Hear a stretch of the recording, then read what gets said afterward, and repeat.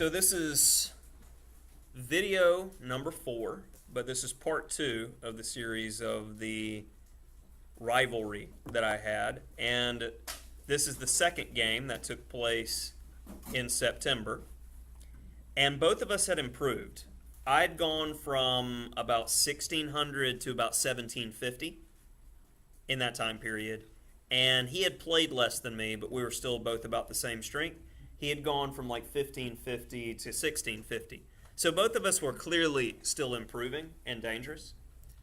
And in this game, I definitely want you, the reason I show these as a pair, I want you to see when the hard work starts paying off, what you get. And I still don't know these lines very well today, but I'll do the best I can in walking through the moves. Now, start off basically the same way, because both of us we prepared for each other beforehand. We're planning to play this. And this time, I go with the main line, because I'd studied it. But dude, there's so many lines here, it's just ridiculous that if he would have played any type of trick variation or something, I would have been busted. I was just prepared for the main line. He goes right into it with me. E6, F4. And now right here, this is where Fischer made popular Queen B6, which is called the poison pawn variation, where you're supposed to play Queen D2, Queen takes B2, Rook B1, Queen A3, and then it's either E5 or F5, depending upon which draw you want to force in 40 moves later. Like, we've got this mapped out to the point where there's so many variations, which is just a forced draw. When elite grandmasters play this, like the 26 and 2700 guys, it's basically a sophisticated draw offer. I'm exaggerating a little bit, but like, you can look in the database where it'll be like 200 games and all of them ended in draw with grandmasters who just memorized theory. But in Fischer's time, we didn't have computers to tell us do this, so he was just killing everybody in this with black. Now, my opponent understood that line and just like, I'm just going to develop and play normal chess. And yeah, and I even have notes from the previous game where I'm like, this time I play the main line instead of the passive bishop e2, which there's nothing wrong with bishop e2, but does it look like I'm wasting any time in this game compared to the other one? I mean, I'm getting ready to hit it.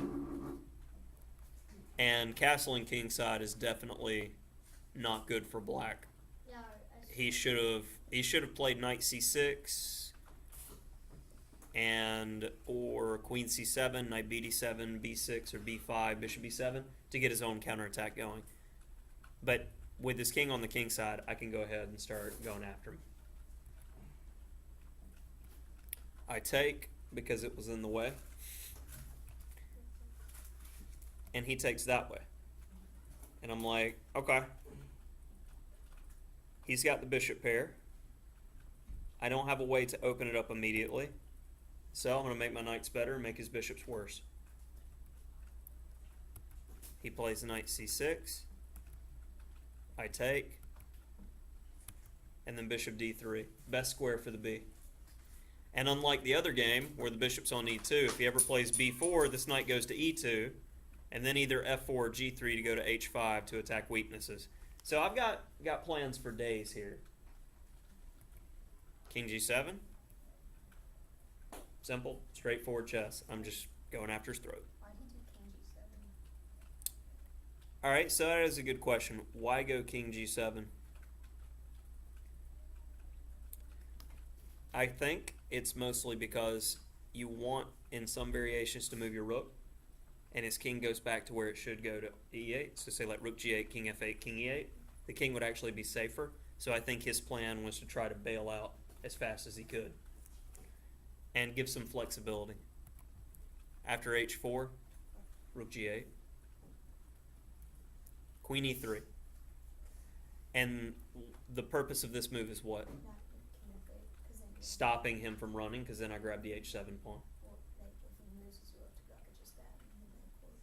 Right, and I mean, it's either, so say like one of those things, like king f8, queen h6, rook g7, g5, and if takes, I have f6, which is very strong. Ouch. Right. So he understands this, and he's like, would you like to trade ladies? So, do you think I should trade ladies? When you're attacking, you don't want to trade, so I'm like, not today. Today's the day you take your L.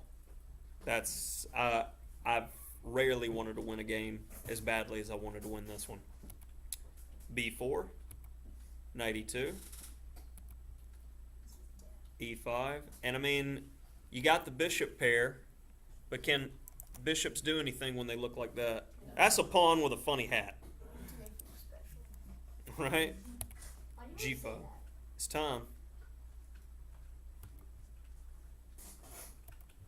Getting everybody involved.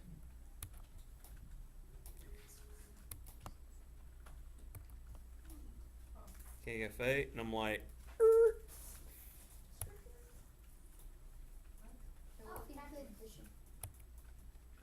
yep.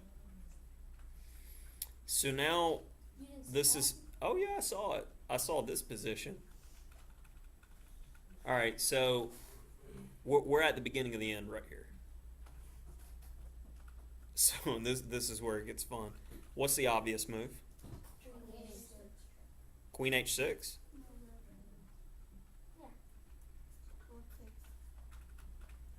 Rook takes h7 is the obvious move to me. Go ahead and get another piece involved in the attack and win something at the same time. Play queen e3 right now. Then you just. I play rook h8, and then I take his queen for free. It's rook g8, yeah. All right. And that was one of the main differences with queen h6 check as well, that maybe he has queen e3 check. So after king e8,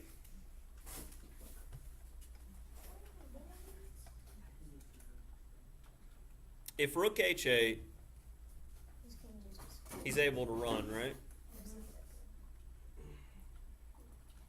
So what's a good move here for white? Let's get some candidate moves, because we're to the point where this is basically a tactics problem at this point, or a technique problem at this point.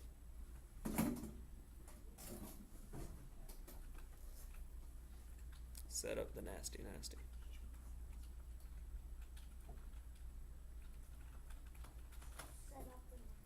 Like queen h6 looks pretty good, but of course that in-between move, the Zwischenzug, is queen e3 check. And you have to check queens. And then at that point, black may even be better because his king can get to e6 and I lose the f-pawn and I lose the endgame probably.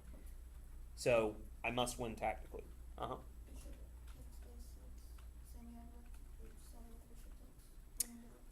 But I can't just take with the rook there in that variation. Or, yeah, rook takes. So bishop takes a6 is an idea, but he has rook takes a6. If bishop takes rook h8, we'd win a rook, but you have better. It's an idea that you should definitely look at. Taking my chance, like hoping. Mm-hmm. And intuitively, I wouldn't want to take on a6, even if I didn't see the rook takes, because eventually he can attack me back. I like his pawns in the way. They protect me. All right, what's some other candidate moves?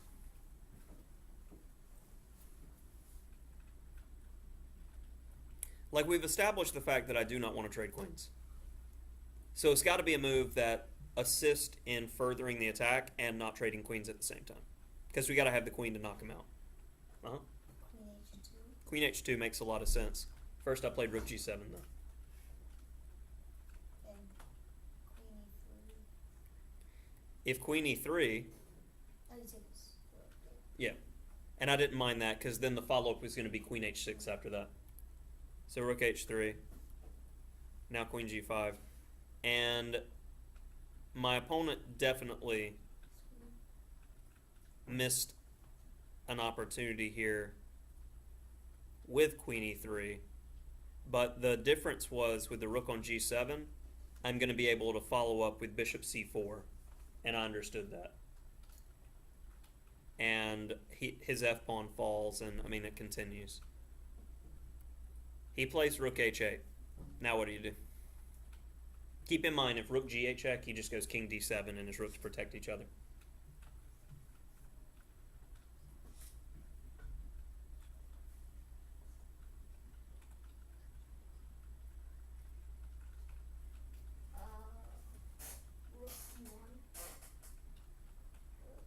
G1 adds pressure, but I mean, I can already play Rook G8. Why do I want to play Rook G1? Yeah, because you can still get a D7. Mm-hmm. Then C7, and he's safe.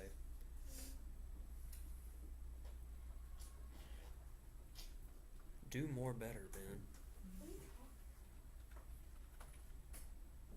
What are you talking? Tyler.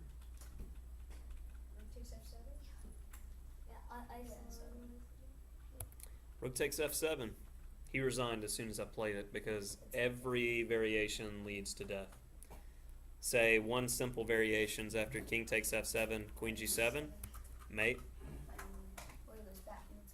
Or is that one looks cooler though. Yeah. And if he goes king D8, queen G7, I'm attacking the rook and the bishop. And this is like computer's best moves here. It's like right here F7, and you can resign anyway. You drop this little core and just. But we'll stop it with the last move of the game. And the overall takeaway was I had a bad game. I had a tough loss. We've been talking about psychological mistakes in these series of videos. It was very painful for me to lose that game.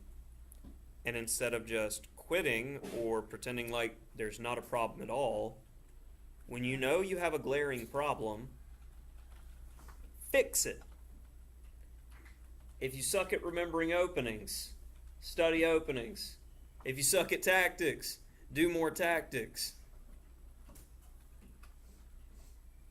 Quitter. The point of these lessons are to show my weaknesses as a player developing, so it will help you guys go, what weaknesses do I have? What should I be working on? What should I try to fix right now?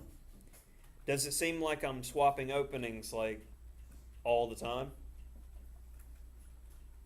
Okay, I'm just talking about different mistakes that you guys are making. We can fix all of these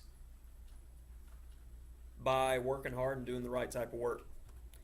And this game, you can tell a major difference in strength between the last one and this one. And I was much stronger as a player because of my loss to him. It's how you deal with adversity and loss is whether or not